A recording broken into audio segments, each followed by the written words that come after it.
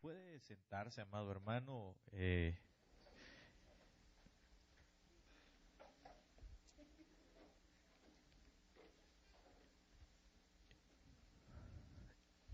Amén.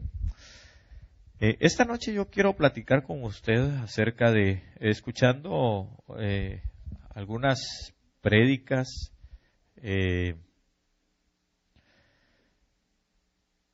que nuestro hermano apóstol ha estado compartiendo estos últimos días, el apóstol Sergio Enríquez. Surgen obviamente siempre, digamos,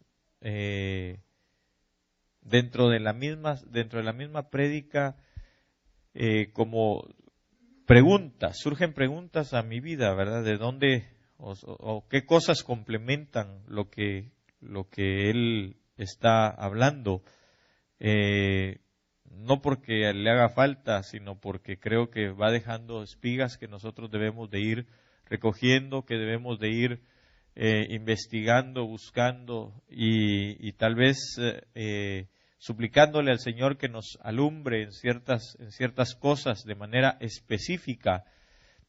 Así que hoy que escuchaba una predicación, venía a mi mente un cuestionamiento, y entonces quise ver en la palabra qué es de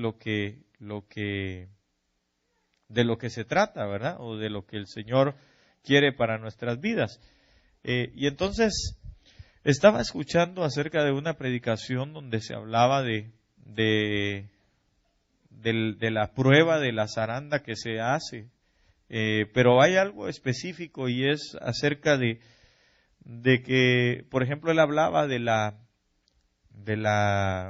trigo, específicamente del trigo, y que el trigo, pues para poder limpiarlo, para ser limpio, tiene que ser zarandeado, es decir, tiene que ser pasado por un colador, ¿verdad? Pero el colador, pues no solo se echa así, sino que hay que moverlo, ¿verdad? Entonces, obviamente, lo que hay que hacer, o lo que sucede es que todo el tamo, es decir, todo lo que no sirve, toda la basura, porque se hace al aire libre, ¿verdad? Entonces se lo lleva, se va llevando el viento, y pues como el trigo obviamente tiene peso, diga conmigo, tiene peso, entonces naturalmente que queda, ¿verdad? Y eso es lo importante. Ahora,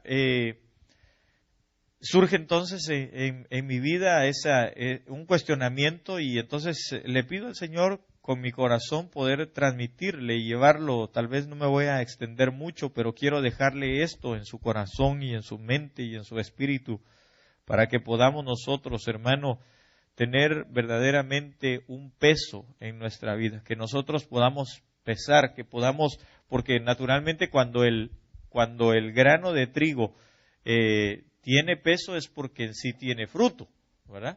Es porque es un fruto que puede ser obviamente procesado y comido, ¿verdad? En este aspecto, en este caso del trigo específicamente. Entonces, recuérdense que nosotros no debemos de ser vacíos, sino que debemos de ser llenos. Dice la Biblia: no os embriaguéis con vino en lo cual hay disolución, sino antes sed llenos del Espíritu Santo, ¿verdad? Entonces, nosotros si algo tiene peso es porque está lleno de, ¿verdad? Tiene algo adentro, tiene una sustancia adentro. Y entonces, hermano, yo quisiera que usted me acompañe, ¿verdad?, a unos pasajes que vamos a ver en esta noche. Y yo le puse como título a este tema: ganando peso en mi espíritu. ¿Por qué? Porque naturalmente nosotros, hermano, tenemos que tener ese peso. El Señor viene para pesar nuestros corazones, el Señor viene para pesar nuestras vidas. Dice la palabra que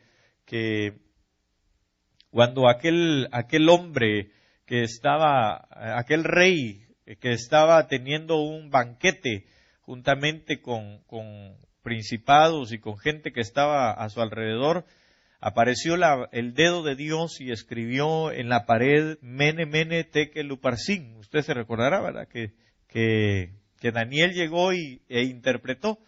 Pero precisamente una de las palabras, la palabra Tekel o Tekel, lo que significaba era pesado ha sido en balanza tu corazón y ha sido hallado falto. Eso es lo que significaba. Entonces, bueno, la interpretación va, obviamente. Y fíjese que, entonces yo, viendo todo esto y escuchando la prédica, decía yo, qué tremendo, ¿va? Porque entonces nosotros en nuestra vida, el Señor lo que quiere es que nuestro espíritu y nuestra alma tenga un peso. Porque Dios viene por una iglesia que tenga un peso, que tenga fruto en sí misma. La Biblia dice que por los frutos es que se conoce el árbol. El Señor viene por una iglesia, hermano, que en su corazón no haya falsedad. Es decir, que no le haga falta llegar al peso exacto. Fíjese que dice un proverbio, dos proverbios hay donde dice que el peso falso, la balanza falsa, no le agradan al Señor, pero que el peso justo o el peso cabal o el peso exacto, eso es un deleite para Él. Entonces, quiere decir que nosotros debemos de llegar a alcanzar un peso específico delante de Dios.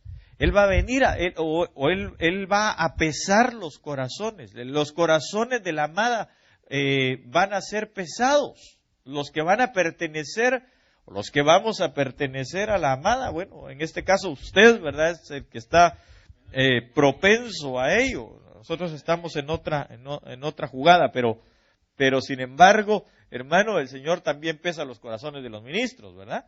Entonces el Señor viene a pesar, tenemos que llegar a un peso exacto en nuestra vida. Un peso porque si no entonces, hermano, seríamos basura, seríamos, hermano, falsos en las cosas que hacemos, amén. Entonces, yo no sé si usted quiera llegar a tener el peso específico, ¿verdad? Mire, ahora que está muy de moda las mises y los programas esos donde escogen reinas de belleza, ¿verdad? Pues obviamente no, así con todo respeto, ¿verdad? Pero tienen que tener, aparte de ciertas medidas en su cuerpo, tampoco pueden ser pasadas de peso, ¿verdad? Ni tampoco faltas de peso. Es decir, tienen que tener no solamente medidas exactas, sino un peso también exacto, ¿verdad? Para poder ser llamadas o para poder optar a ser reinas del concurso. De igual manera, el Señor viene para que nosotros, hermano, o más bien viene para nosotros y va a pesar a su novia. Va a decir, bueno, esta es la novia que yo quiero, porque no le hace falta nada. Tiene un peso exacto, tiene medidas exactas y esta es a la que yo me llevo. Amén. Entonces, 2 Corintios 4:17, vamos a iniciar ahí. 2 Corintios 4:17. Dice la palabra del Señor, cuando lo tenga me dice amén para que lo podamos leer. Dice, porque esta leve tribulación momentánea produce en nosotros un cada vez más excelente y eterno peso de gloria. Diga conmigo, peso de gloria. Ok. No mirando nosotros las cosas que se ven, sino las que no se ven. Pues las cosas que se ven son temporales, pero las que no se ven son eternas. Entonces, qué tremendo, ¿verdad? Qué lindo es, porque dice, porque esta leve tribulación momentánea produce en nosotros un cada vez más excelente y eterno peso de gloria. Ahora, la pregunta es, ¿cuál es esa leve tribulación momentánea? Porque digamos, alguien puede decir, hermano, yo estoy en una tribulación que llevo 15 años con ella y no es tan momentánea, ¿verdad? Ni tan leve tampoco. Alguien puede decir, hermano, pues yo realmente pues soy honesto, no he tenido una tribulación tan terrible, ¿verdad? Sino que pues de repente vienen momentos de dificultad en mi vida. Pero fíjese que dice aquí, no mirando nosotros las cosas, si quiere vamos a un poquito antes, ¿verdad? En ese pasaje. Solo déjenme tomarlo acá. Le dije 2 Corintios, ¿verdad? Es que, gracias. Vamos a ver, 2 Corintios 4:17.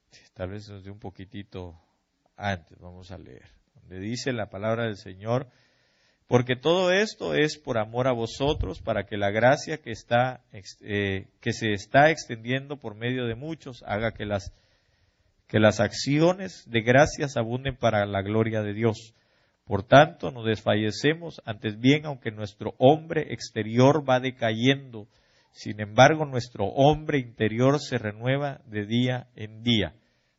Entonces la pregunta es, porque sigue diciendo, pues esta aflicción leve y pasajera nos produce un eterno peso de gloria que sobrepasa toda compasión. Estoy leyendo la Biblia de las Américas. Al no poner nuestra vista en las cosas que se ven, sino en las cosas que no se ven. Porque las cosas que se ven son temporales, pero las que no se ven son eternas. Ok. Entonces, ¿de qué está hablando? ¿Qué está diciendo? ¿Cuál es esa leve tribulación? ¿Cuáles son esas tribulaciones que nosotros tenemos que llevar, pero que tenemos que sobrepasar? O sobrellevar, si usted quiere llamarle así. Es exactamente el estar en este cuerpo.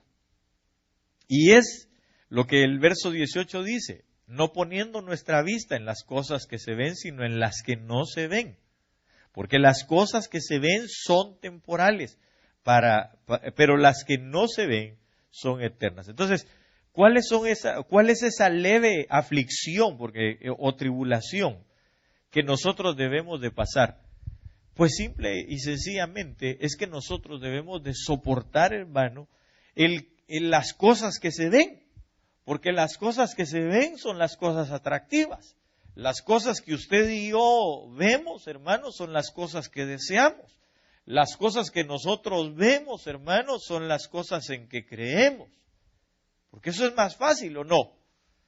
Si yo le digo, mire, hermano, el rótulo que está ahí, usted dice, amén, ¿verdad? Ahí está el rótulo. Pero si yo le digo, mire, hermano, el ángel que nos visita en esta noche de parte de Dios, pues usted va a decir amén por la fe o queriendo tal vez de alguna manera hacerle fuerte a su fe, pero le pregunto, ¿realmente es fácil para nosotros creer que aquí hay un ángel en esta hora que el Señor ha enviado? Porque la Biblia dice, ¿verdad?, que Él envía alrededor de los que le amamos al ángel de Jehová, que es el que acampa alrededor de nosotros. Entonces quiere decir que aquí está, ¿verdad? Pero no es fácil creer, ¿o sí? A todo lo que usted oye de la palabra, ya usted lo cree. No. Las cosas que nosotros oímos de la palabra, las promesas que nosotros tenemos, hermano, es difícil, es una tribulación, es una aflicción que nosotros llevamos. ¿Sabe por qué? Porque sencillamente son cosas que no vemos. Mientras que las que vemos, hermanos, son atractivas para nosotros. Las que vemos, hermanos, están presentes. Y entonces es una lucha, es una aflicción del alma. Mire, la Biblia dice que Lot continuamente afligía su alma por la nefanda forma de vivir de aquellos hombres que estaban allá en Sodoma y Gomorra. Ahora, yo le pregunto a usted, ¿no acaso, hermano, es difícil cuando nosotros vemos, como decía aquel salmista, ¿verdad? Dijo, por poco y resbalan mis pies al ver la prosperidad de los impíos? Usted dice, Señor, pero si tú has prometido, Señor, que no me va a hacer falta nada, Señor, y mira al Chapo. ¿Verdad? Ahí estás, supuestamente en el bote ahora. Hermano, mira a fulano de tal, mira a este señor impío, Señor, mira a mi vecino que está mal hablado y cómo trata a su esposa, a sus hijos, Señor, yo estoy haciendo lo que tu palabra dice y le va bien. Bueno, eso es lo que le va bien, pero hay que preguntarse en qué va.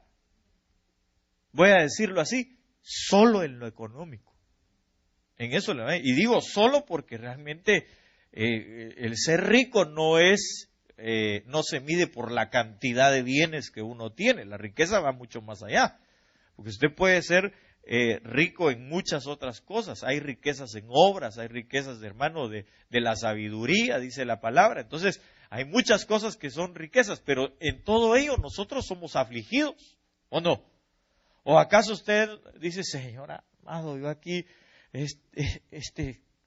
cocaremono, Señor, y mira, con papeles, y yo, Señor, tan bonito y sin papeles? Es una aflicción, hermano. Es una aflicción a la vida de uno. Estas cosas pasajeras, estas cosas del mundo, hermano.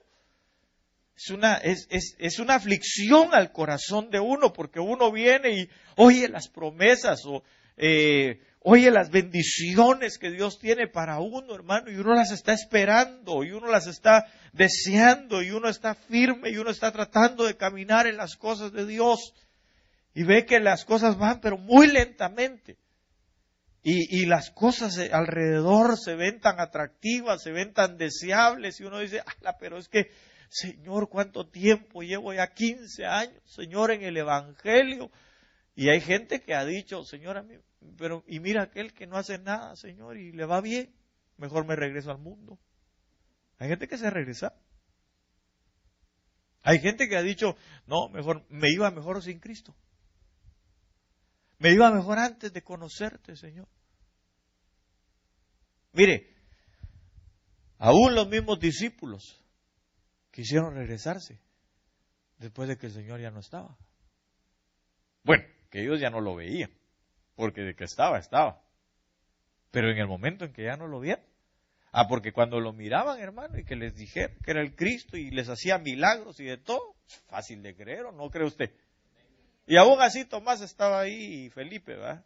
Que les costaba. Pero el Señor hacía milagros y todos, amén, gloria a Dios, ¿verdad? Cuando Él hablaba de reino, hermano, y les multiplicaba el pan, todos decían, ya nos rayamos con este rey, ¿verdad? A todos nos va a multiplicar el pan y todos vamos a ser millonarios y nunca nos va a hacer falta nada. Cuando lo veían. Pero cuando Él ya no estuvo, físicamente hablando, ¿qué pasó? Todos siguieron creyendo, no, muchachos, hay que seguir adelante, y Él nos dijo, y esto, hagamos fe de esto. ¿Así dijeron? No, hermano. Pedro fue el primero que dijo, no, ¿saben qué, muchachos? Ya se acabó. Ya este sueño que tuvimos momentáneo con Él, ya se acabó. Así que de regreso otra vez a las redes. Y se fueron. Se regresaron otra vez a su changarro. ¿Verdad? Ahí estaban otra vez pescando, hermano. Tirando las redes y nada. Porque no es fácil creer. No es fácil creer cuando no se ve. Cuando todo va bien, uno dice, gloria a Dios, amén, aleluya, el Señor está conmigo. Pero cuando las cosas no van muy bien, ahí es donde uno dice, Señor, ¿será que estás conmigo? ¿Verdad?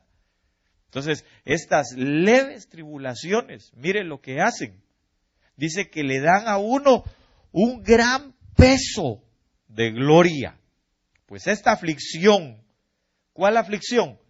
La aflicción que el mundo nos da, con todas sus cosas, con todos sus atractivos, con todo su pecado, con todo lo que el mundo ofrece, y nosotros lo rechazamos, hermano, y nosotros, hermano, decimos no, aunque no lo veamos, aunque no lleguemos a alcanzar todas sus promesas, porque mire, la Biblia dice que los padres, es decir, aquellos hombres de Dios del Antiguo Testamento, menciona específicamente a Moisés, por ejemplo, dice que él solo saludó las promesas. ¿verdad? Bueno, por diferentes causas, pero solo saludó las promesas. Sin embargo, hay otro pasaje que dice que ellos no alcanzaron las promesas porque el Señor quería que nosotros participásemos juntamente con ellos de las glorias que vienen eternas. Entonces, hermano, nosotros, aunque no alcancemos, aunque usted no mire, debemos de seguir al invisible, al que no se ve, pero que ahí está.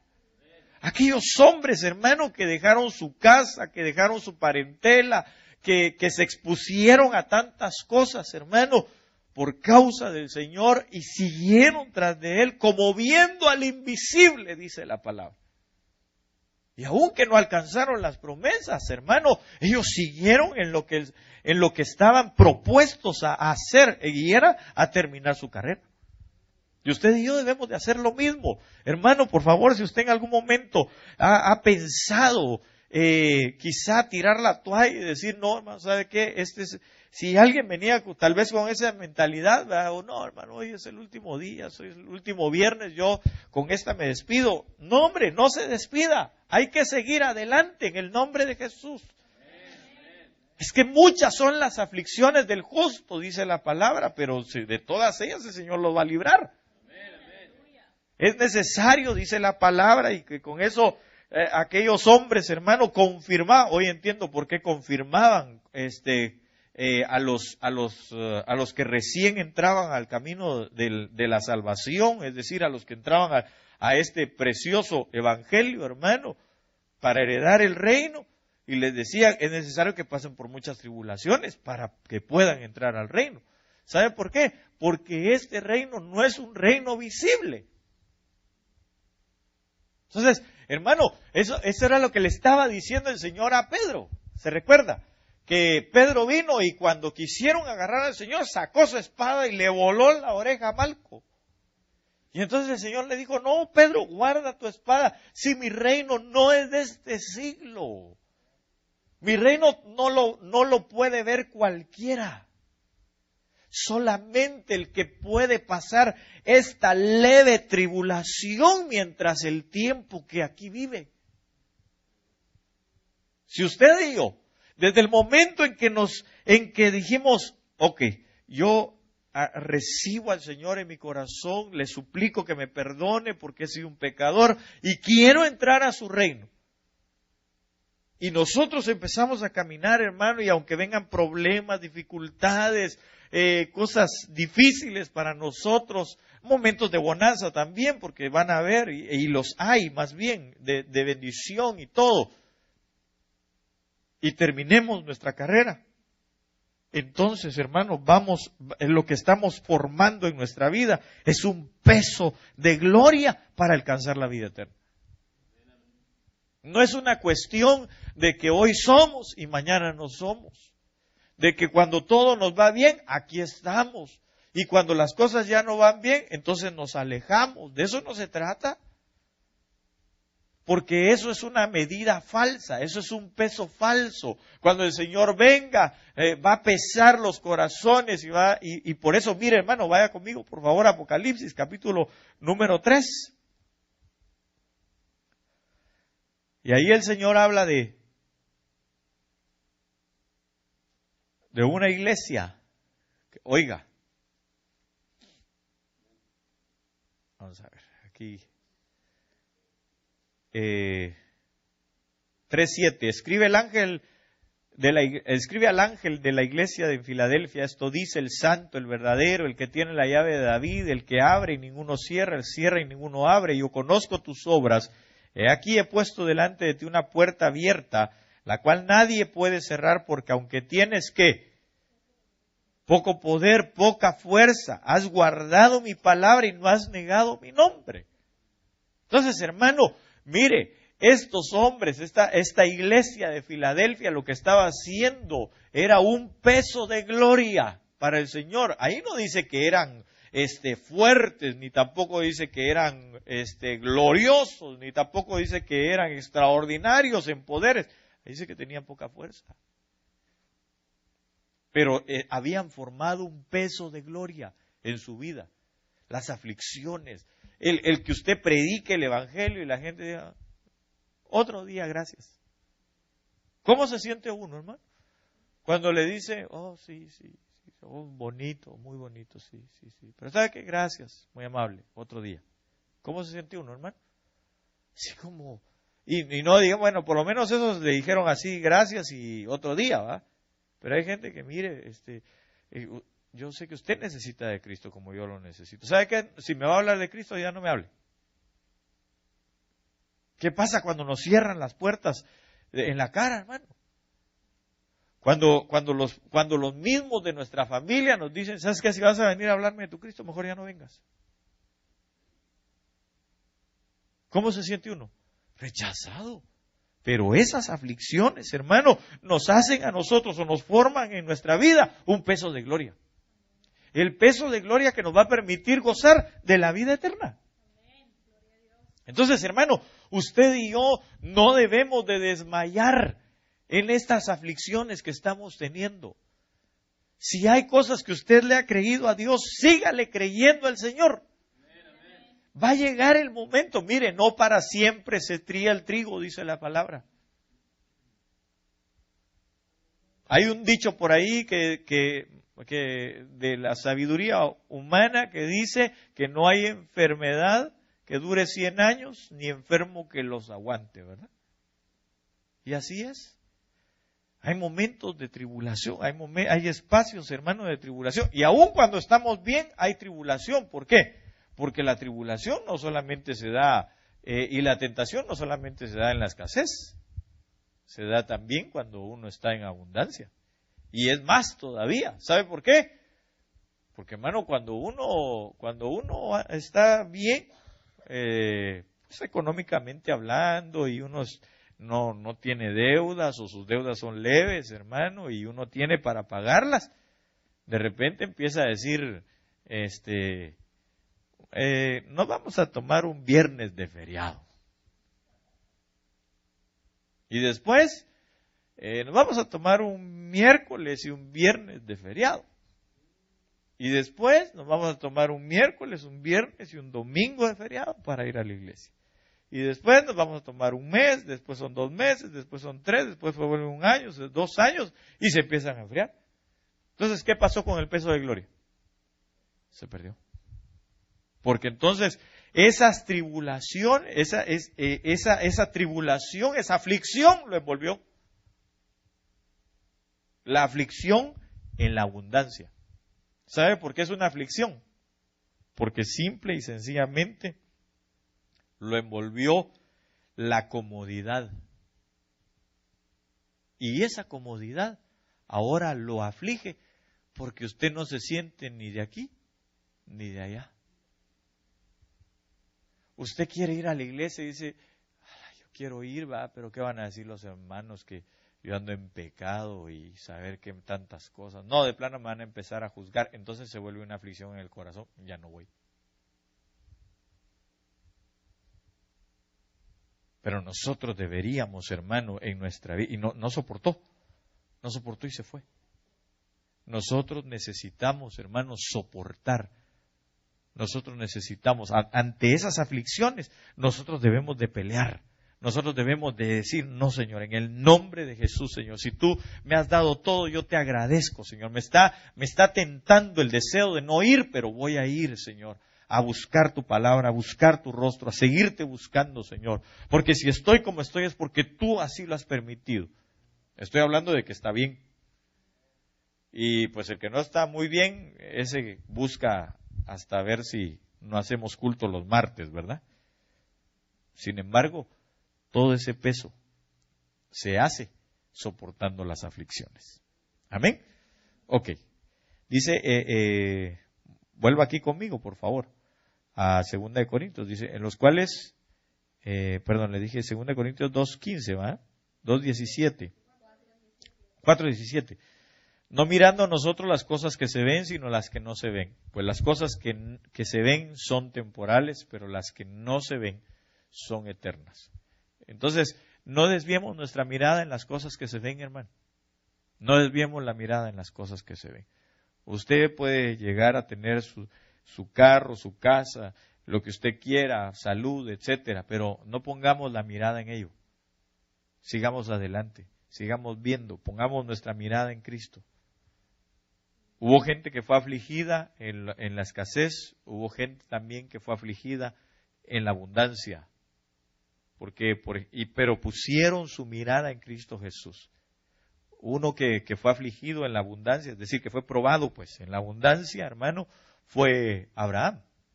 Y la Biblia dice que él no le importó lo que tenía, sino que él lo que quería era llegar al lugar que no estaba hecho, a la ciudad que no estaba hecha de manos de hombre. Y entonces, hermano, él iba tras de Cristo, tras de Dios, y su mirada estaba puesta en el Señor. Y tenía todo, pero no le importó. Entonces usted y yo debemos de seguir con la mirada puesta en Cristo. Y es lo que el apóstol Pablo dice, que nosotros debemos de ver al blanco que es Cristo. ¿Hasta dónde? Hasta terminar, hasta pegar en el blanco, hasta que estemos en Él. Entonces, no desmayemos. A veces vienen también, y fíjese que lo más tremendo es que a veces los de la misma casa nos afligen, ¿verdad? Porque hay gente que le dice a uno, pero si dicen que viene el Señor desde hace 2014 años más o menos, ¿verdad? Un poco más, un poco menos, que dicen que el Señor ya viene. Sí, el apóstol Pablo decía que el Señor ya viene. Y sin embargo, hermano, no vino en su tiempo. En el tiempo de Pablo, pues, no vino el Señor. Pero ¿y si viene ahora? Y usted y yo, hermano, nos desviamos. Y nuestra mirada se va hacia otro lado. ¿Qué vamos a hacer? Se perdió todo el peso de gloria. Porque el peso de gloria es el que lo lleva a uno precisamente a la gloria eterna. Entonces, en el nombre de Jesús, nosotros tenemos que hacer de esas aflicciones, hermano, un peso de gloria, soportando. El que soporta esa aflicción y sale, hermano, adelante, forma en sí mismo un peso de gloria. Que cuando venga la zaranda, cuando venga el momento de la tribulación, el momento de la angustia, hermano, nosotros formemos en nuestra vida ese peso de gloria, que el Señor pueda decir, este es alguien que tiene fruto. Así que me llevo. Amén. Acompáñeme a Mateo 23:23. Esto está íntimamente relacionado con seguir formando peso o ganando peso en lo espiritual. Y yo ya voy a terminar en unos minutos más. Dice Mateo 23:23. Ay de vosotros, escribas y fariseos hipócritas, porque pagáis el diezmo de la menta, del eneldo, quizá diga del anís en el suyo, y del comino, y habéis descuidado los preceptos de más peso. Esta es la versión de las Américas. Los preceptos de más peso de la ley, la justicia, la misericordia y la fidelidad. Y estas son las cosas que debíais haber hecho sin descuidar aquellas. Entonces, mire pues, estos fariseos que eran hipócritas, porque la hipocresía obviamente es un peso falso, ¿verdad? Y entonces, hermano, venían y diezmaban la menta, el eneldo y el comino, y ya con eso estaban bien. Es decir, cumplían con el diezmo. Pero ¿y su vida? Pero ¿y la justicia? ¿Dónde estaba? Pero ¿y la misericordia? ¿Dónde estaba? Pero ¿y qué otra cosa? ¿Y la fidelidad? ¿Dónde estaba? Entonces, lo que forma peso en nosotros, hermano, perdónenme, pero lo que forma peso en nosotros no es solamente el diezmar. Hay gente que viene y manda sus diezmos y dice, bueno, aquí mando mis diezmos. Y entonces creen que con eso ya se ganó el cielo. Creen que con agradar al pastor mandando sus diezmos, hermano, ya con eso hicieron peso para su vida eterna. Y no. Es algo más que eso. Es el aprendizaje de la justicia de Dios y ponerla por obra. Es el aprendizaje de la misericordia y ponerlo por obra. Es el aprendizaje de la fidelidad para con Dios.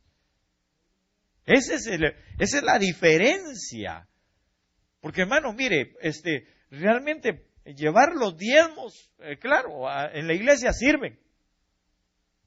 Pero la pregunta es, ¿le sirven a esa gente para hacer peso de gloria?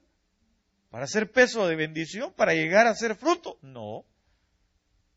No, porque entonces toda su vida, la vida de afuera, mire, yo he conocido gente, hermano, que va, deja sus diezmos, deja sus ofrendas, pero sencillamente no le gusta aprender.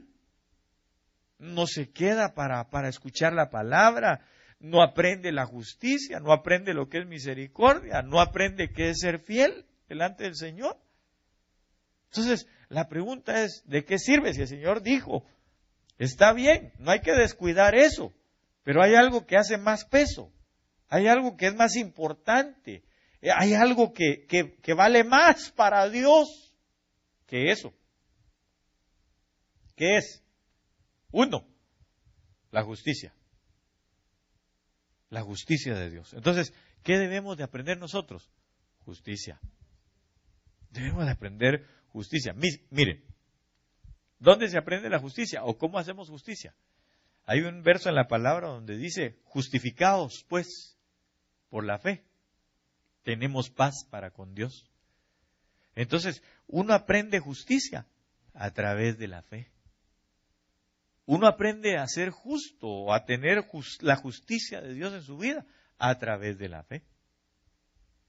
Mire, la Biblia dice que a Abraham le fue contado por justicia delante de Dios haber obedecido al Señor en ofrecerle a su hijo,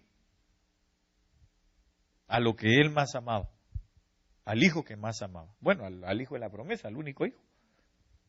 Entonces le fue contado por justicia. La justicia de Dios era probarlo a él cuánto le amaba. Entonces, mire, parte de la justicia de Dios, no lo es todo, pero parte de la justicia de Dios, hermano, es cuánto usted le ama, cuánto usted puede dejar sus cosas, las suyas, cuánto puede usted valorar menos. No estoy diciendo que menosprecie, pero valorar menos lo suyo que las cosas de Él. ¿No acaso la misma Biblia dice, hermano amado, que aquel que no puede dejar padre, madre, hermanos, esposa, esposo, hijos, por causa de Él, no es digno de Él?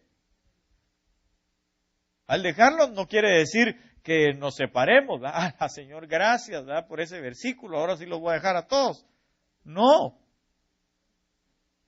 Es una cuestión de cuánto valoro yo las cosas de Dios frente a las cosas que me rodean. Ay, mi amor, es que hoy vámonos hoy a tener una cenita por ahí. A mí, yo estoy de acuerdo que usted vaya a cenar, ¿va? Y si quiere nos invita. Váyase a cenar. Pero ¿por qué casualmente tiene que ser en viernes? ¿Por qué casualmente tiene que ir vamos a desayunar el domingo? Pues levántese temprano, ¿va? Y después venga al culto. Pero va a desayunar a las 11 de la mañana. Ya no vino.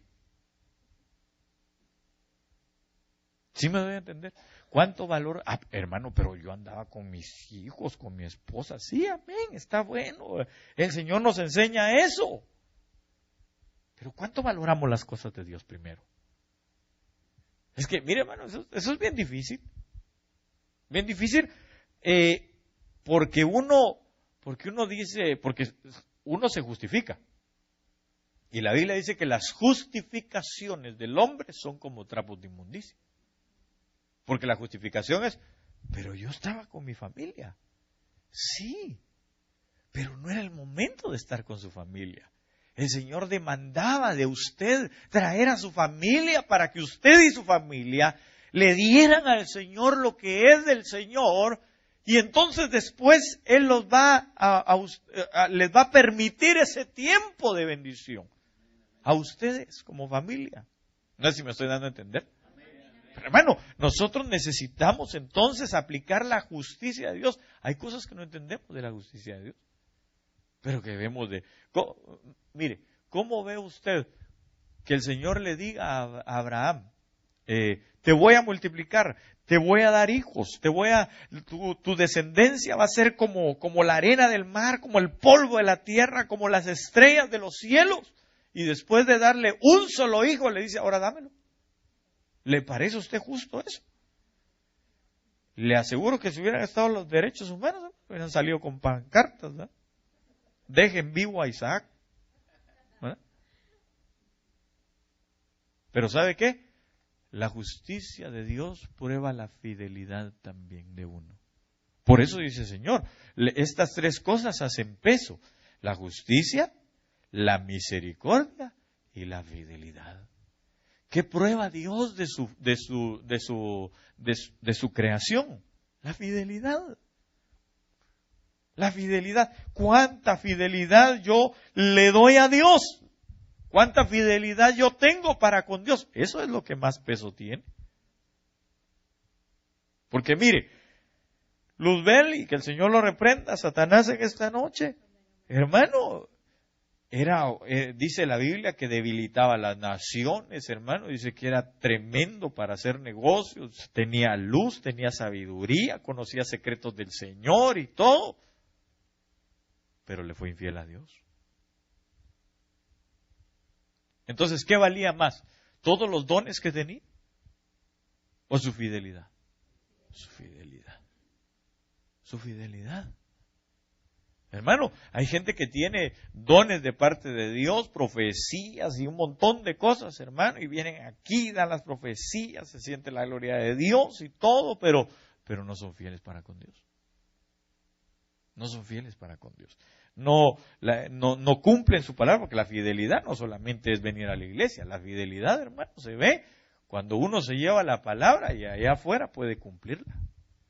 Y allá afuera muestra con su vida lo que ha aprendido de parte de Dios. Por eso dice la Biblia, no seamos oidores olvidadizos, sino hacedores de la palabra, porque es ahí donde se muestra la fidelidad de Dios.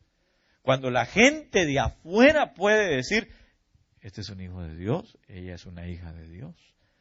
Porque de lo que habla es de lo que habla lo hace. Lo que enseña lo muestra con su vida. Entonces está siendo fiel para con Dios. Amén. Entonces nosotros necesitamos no ser como y por eso les dice, ¿a quién se los dice? A los escribas y a los fariseos, porque eran hipócritas. Esos hablaban un montón y no hacían nada, hermano. Mucho ruido y pocas nueces. Así eran. Les hablaban y decían y hagan tal cosa, y las escrituras dicen, pero ellos no hacían nada. Si el mismo Señor se los llegó a decir, hagan todo lo que ellos dicen, pero no lo que hacen, porque la vida que llevan es una vida desastrosa. Entonces, ¿quiere usted formar un peso de gloria? Cuando venga el Señor, que pueda decir en usted, me voy a llevar a estos del 80-53 porque lo que dicen de mi palabra lo cumplen. Así viven, tal como mi palabra se los declara. Entonces, por ellos viene el Señor. Por los que son fieles. Por los que cumplen la justicia de Dios. Y claro, la misericordia va. ¿Se recuerda del pasaje aquel que el Señor le habla cuando pregunta que quién hizo misericordia? Y habló del samaritano, ¿verdad? Dice que pasó, usted se recordará, pasó un judío, pasó un sacerdote y pasó el samaritano. Y el samaritano, hermano, cuando vio a aquel hombre, lo atendió, le dio de lo que era de él, ¿verdad? Lo puso en el lugar que a él le correspondía, porque ¿quién venía en la montura? Él, ¿verdad? Lo puso sobre su montura, se lo llevó, hermano, y pagó el precio. Dio de lo que él tenía.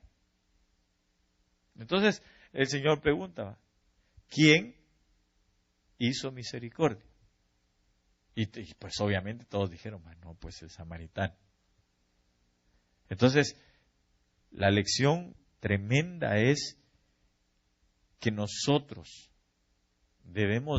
la misericordia se hace cuando nosotros damos de lo nuestro al que está necesitado, sin ver quién es. Entonces nosotros necesitamos hacer misericordia. El Señor vino, perdón hermano, el Señor empezó a ver, vamos a ver, aquel tiene carro, tiene casa, a ese le voy a hacer misericordia. No, a ese no, porque ese no tiene suficiente. Aquel me invitó, aquel no, a ese no, porque no me invitó. Voy a morir por este, porque este vive en un palacio. Pero este que vive en una covacha ahí, en un lugar feíto, no. Así me dijo el Señor. O vino a preguntar el Señor, o le preguntó el Señor cómo se llamaba usted. A ver, vamos a ver tu apellido. Fulano de tal. Pérez. No. Cruz. Menos. ¿Verdad que no? Usted no necesitaba un apellido de abolengo para que el Señor muriera por usted. Él vino por todos. Entonces, hermano, nosotros debemos de hacer misericordia. No importa quién sea. Cuando usted va aún a nuestros enemigos, dice el Señor, hay que hacerles misericordia. Cuando usted va, hermano, por la calle y de repente se encuentra aquel que le debe y el Señor le dice, perdónalo y háblale de mí. ¿Qué hace usted? Yo lo voy a perdonar, Señor, pero de todas maneras le voy a cobrar. ¿Así hacemos? Aquel que le cae mal, háblale de mi vida, de la vida eterna. Háblale. Ah, no, señores, si o va él o voy yo, dicen algunos, ¿verdad? Pero los dos no. Misericordia, misericordia, misericordia, misericordia. Eso es lo que busca el Señor. ¿A quién se hace misericordia? Al que ha aprendido a hacer misericordia. Entonces usted y yo debemos de buscar. Mire, la misericordia, hermano, forma un peso de gloria tan grande, forma un peso de bendición para nosotros. Es que el Señor viene por una iglesia semejante a Él. ¿Y acaso no Él fue misericordioso? ¡Ah! Hermano, extraordinariamente misericordioso. Si vino a dar su vida sin necesidad o sea, no tenía la necesidad de darla por usted y por mí. Pero la vino a dar. Porque nos amó de tal manera, tuvo tal misericordia de nosotros, que la quiso dar. Entonces, hermano, el Señor viene por una iglesia como Él es. Y si Él es misericordioso, viene por una iglesia misericordiosa. Por una iglesia, hermano, que ve la necesidad del mundo que está languideciendo y que no se enconcha en cuatro paredes y dice, no, aquí estamos bien. Que miren los demás cómo salen. No. Es una iglesia, hermano, que clama diciéndole, Señor, ten misericordia del que no te conoce. Si usted, hermano, no mucho le fluye el hablarle a la gente, por lo menos levántese temprano, doble las rodillas y dígale, Padre, perdóname, a mí me cuesta, Señor, pero yo te suplico, Señor, que pongas a alguien ahí que le hable a este.